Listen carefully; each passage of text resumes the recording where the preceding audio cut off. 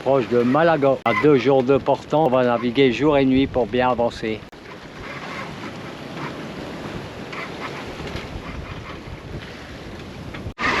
Bon, ben, les vins sont revenus. Hein.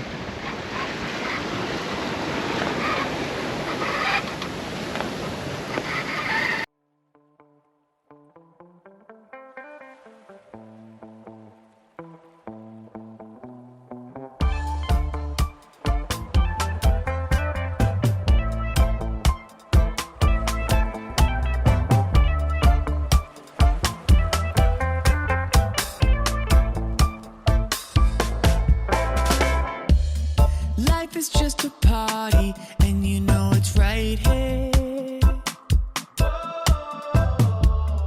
Lemon trees are falling, time to open our stand. Bad things will happen, what can we do? We learn to flow and peace will come. Bad things will happen, what can we do? We grab our boards and when you're riding the wave, nothing really matters when you're riding the wave. Riding the wave, nothing really matters when you're riding the wave. Riding, you got this, life never really slows, but you got this. Focus on what you can ride in the wave. Nothing really matters when you're riding the wave.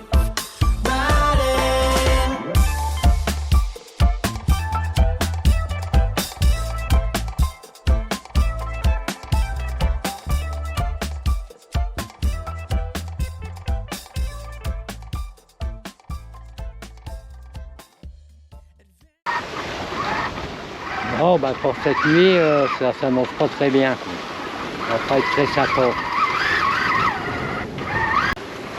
On marche, on fait des pointes à 7 nœuds 5. Hein. On les surfe. On a retrouvé notre machine à laver, hein. C'est pas l'océan. Hein. What can we do? We grab our boards and when you're riding the wave, nothing really matters when you're riding the wave. Riding the wave, nothing really matters when you're riding the wave. Pourquoi on est au mouillage ici? Hier, dans la nuit, normalement on devait naviguer 2 jours non-stop. Comme vous avez vu dans la journée, Windy nous avait dit qu'il y aurait des vagues de 60 cm à 80 cm. Déjà dans l'après-midi, comme vous avez pu voir, c'était plus 1,20 m, voire peut-être plus. Vers le matin, vous annoncez des vagues d'1,20 m, 1,50 m et dans la journée jusqu'à 1,70 m. Donc si l'erreur entre 60 cm et ce qu'on a eu, que cette erreur était proportionnelle après, ça aurait pu devenir quand même vraiment costaud. Toute la nuit, on s'est fait balloter, c'était terrible quoi. J'ai regardé sur la carte et j'ai trouvé un des très rares endroits sur cette partie de la côte à être protégé de cette houle dessus du ouest. Il était 4 h du matin, on était arrivé dans le mouillage, un noir absolu. On a acheté l'ancre et on était soulagé parce que c'est ce qui nous abrite. C'est juste ce petit rocher ici qui protège de la houle du sud-ouest. J'aime bien moi cet endroit, ça me plaît bien. On va aller jeter un œil au petit port. Ah, un mouki!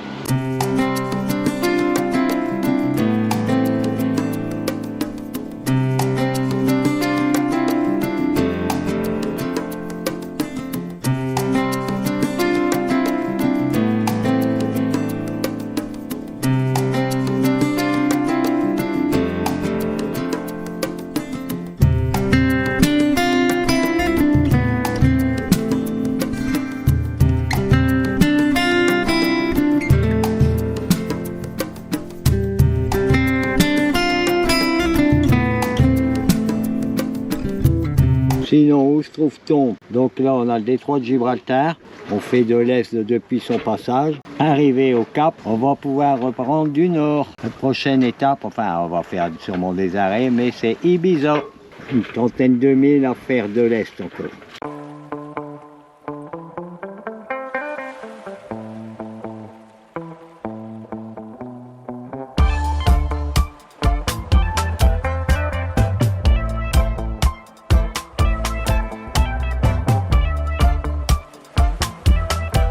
Et on passe au large de Almeria. On marche à 3 nœuds trop.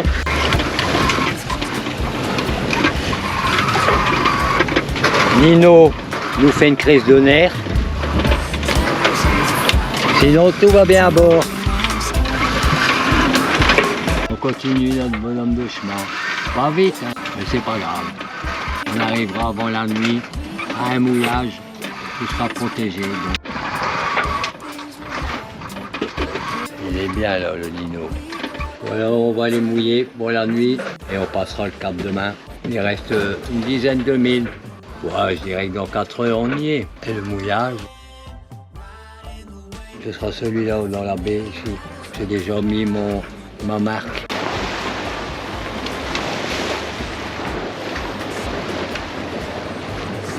Bon, bon ben bien alors. Alors, on va passer la nuit.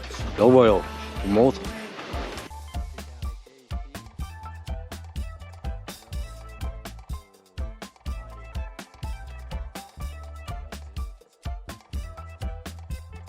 Alors Milou, le capitaine Haddock et la Castafiore vont aller promener sur la plage.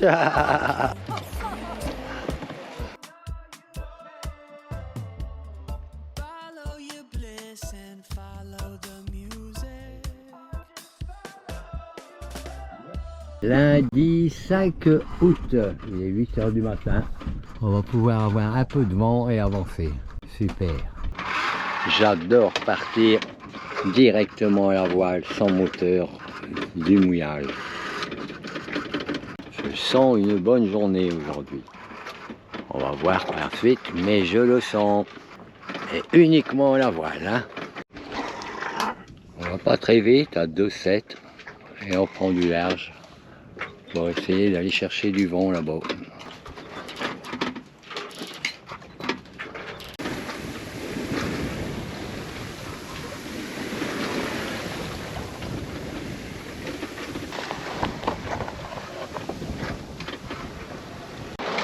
Il va bientôt être 10 h et on continue à prendre un peu de large pour attraper un peu de vent et ça fonctionne parce que maintenant on est à 3,7, donc un peu plus de vent ici. Je vais encore attendre un petit quart d'heure avant de reprendre à bord et après normalement les vents vont tourner un peu qui va me permettre d'avancer vers le nord. Voilà, changement de bord fait. Bon, la voile, c'est ça aussi. Il faut accepter de perdre du terrain sur l'endroit où on doit aller pour pouvoir en regagner après.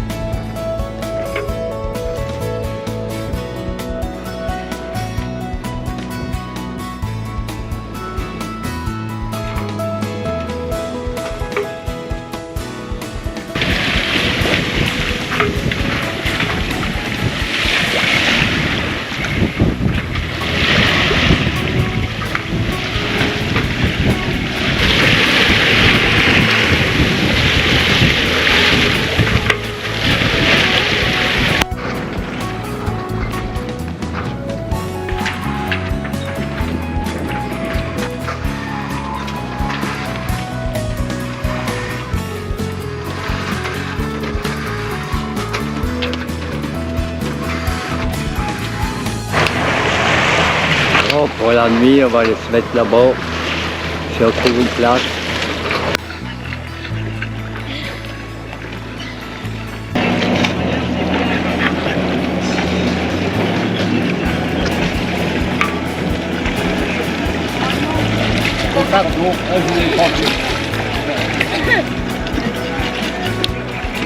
Et bon.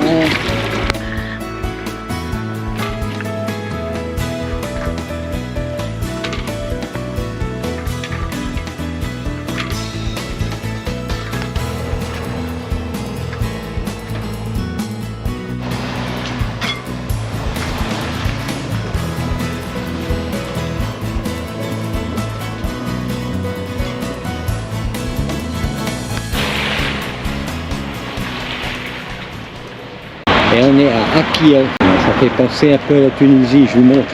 Plage avec des palmiers. Maison basse blanche. Ah, vraiment un petit terrain avec la Tunisie. Hein.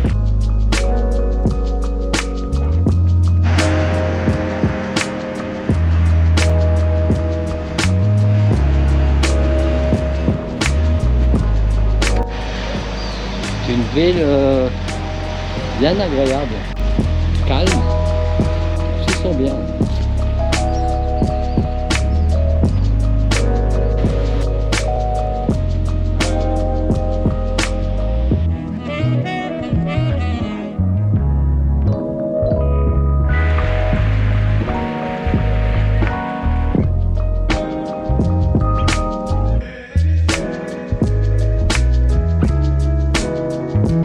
Après avoir fait les courses, petite baignade, et depuis ce temps-là on reprend du nord. On a dû faire 2 heures de moteur parce que c'était pétrole total. On a repris du vent depuis une demi-heure, 1 heure. On marche à 3 nœuds 7. Toujours au près serré. Et on remonte, il doit rester 50-60 000 vers Carthagène.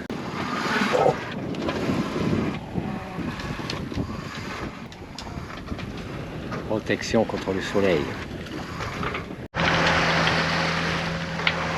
ben, ce sera un coucher de soleil en plus dans le catalogue.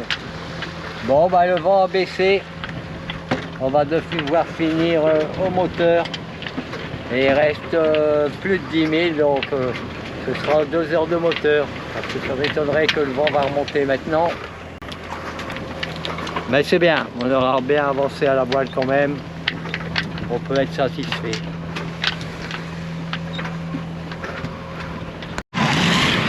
Mercredi 7 août, on est parti de là derrière. On était au mouillage, on a passé une bonne nuit, mais d'un seul coup, vers 8h, 8h30 du matin, il y a un effet venturi qui s'est fait. Il y avait des vents de 20-25 nœuds qui arrivaient, mais des vents qui venaient, c'est bizarre, mais qui écrasaient le bateau sur l'eau. Ils descendaient de la montagne et appuyaient sur le bateau. Et là, ben, on passe.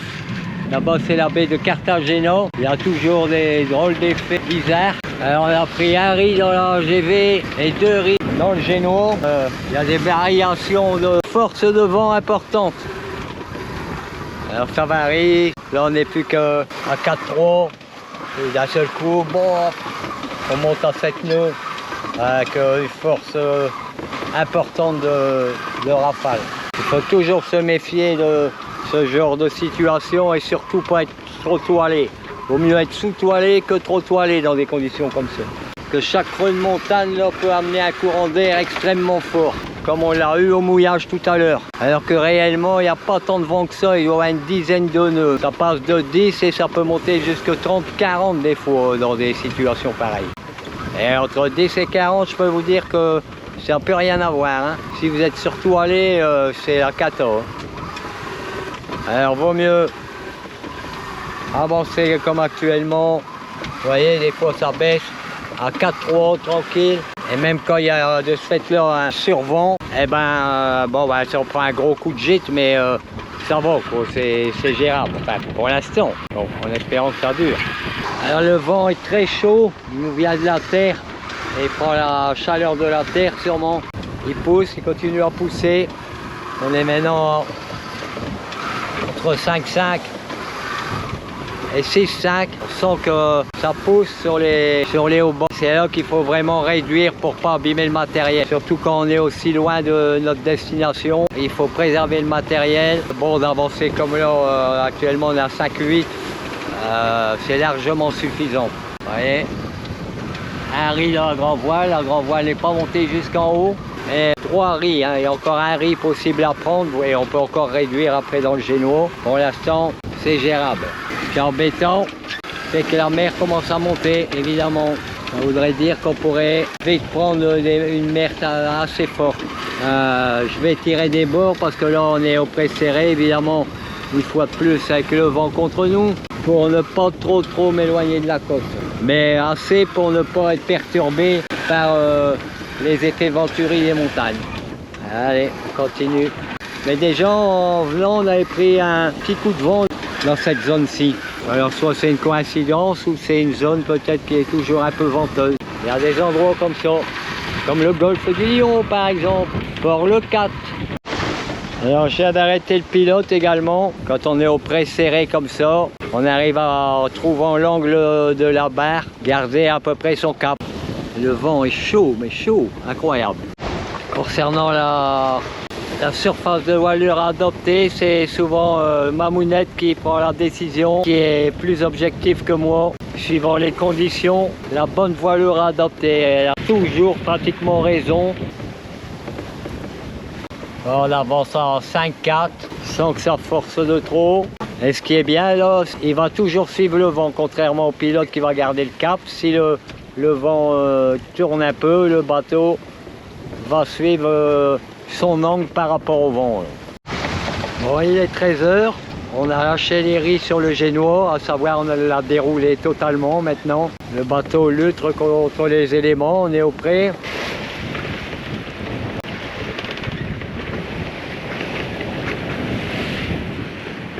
La mer s'est formée un peu. Ils ont annoncé aujourd'hui entre 1 mètre et 1 mètre 20. On les a pas encore. Alors.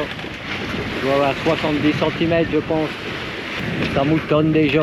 Bon et après dès qu'on aura passé le cap là-bas et qu'on partira vers le nord, eh ben, il n'y aura plus d'abri. Hein. Ce sera, si jamais ça s'aggrave, on partira en fuite et on reviendra sur nos ports.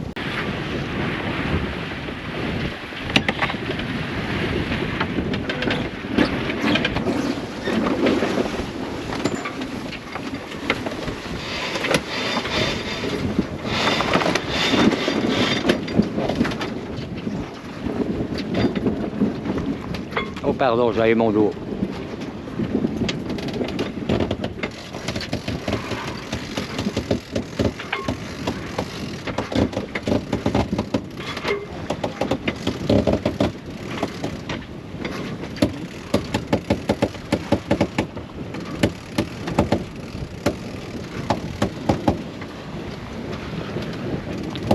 Et voilà, parfait. Bravo Mamounette. Prêt à virer? Ouais. Allez, go.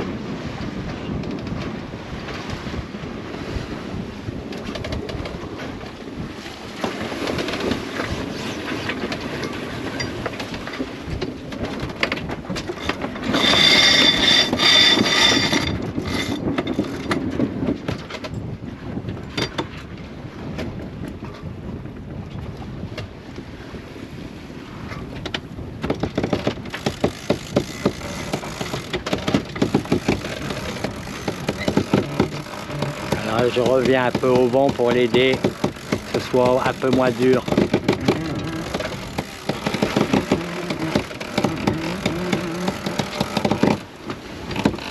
Là, il y a du muscle, il y a du muscle.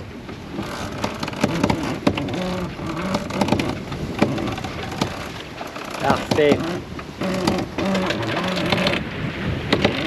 Et elle est repartie dans l'autre sens.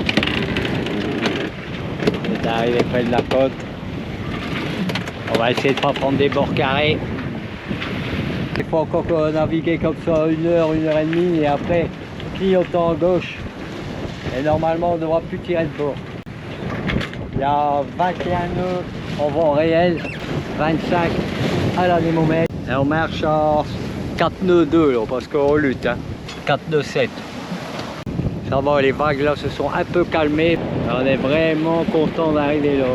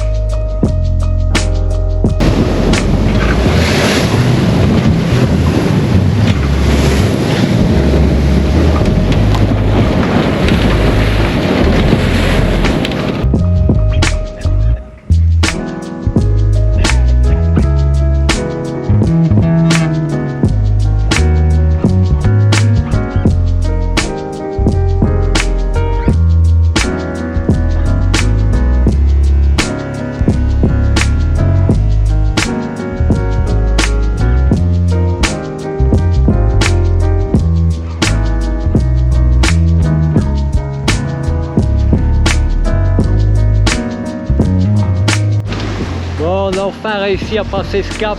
Et non sans mal, je vous le dis, c'est vraiment...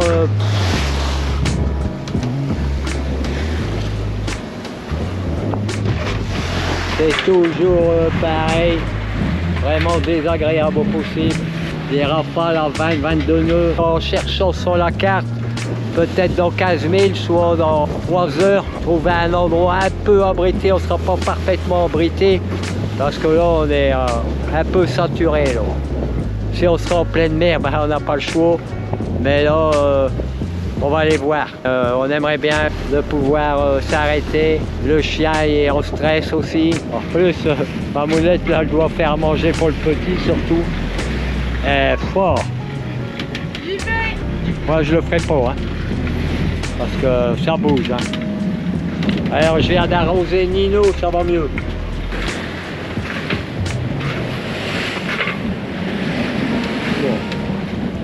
Bon, allez, courage, hein.